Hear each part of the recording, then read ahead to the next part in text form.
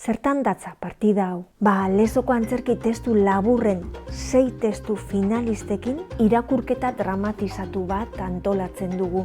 Irakurketa dramatizatuen partida. Gaur da eguna. Aktore, zuzendari eta musikari taldea daukagu Euskal Herri osotik etorria. 6 aktore guztira, 3 profesional mailakoak eta beste 3 hasiberriak edo amateurrak. Eta biko 3 talde osatzen ditugu, profesional bat amateur batekin alegia. Eta talde bakoitza zuzendari profesional baten esku jartzen dugu lanean. Ordu eta laurden daukate besterik ez, talde bakoitzak testua lantzeko. Emanaldian bertan, musikari bat ere jartzen dugu musika improvisatzen.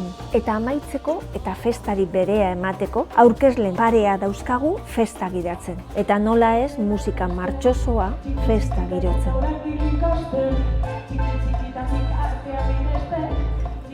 Alata guztiz, momenturik handiena eta zirraragarriena zalantzarik gabe, publikoak irakurketa dramatizaturik onena zein izan den aukeratzeko bozkatzen duenean ematen da.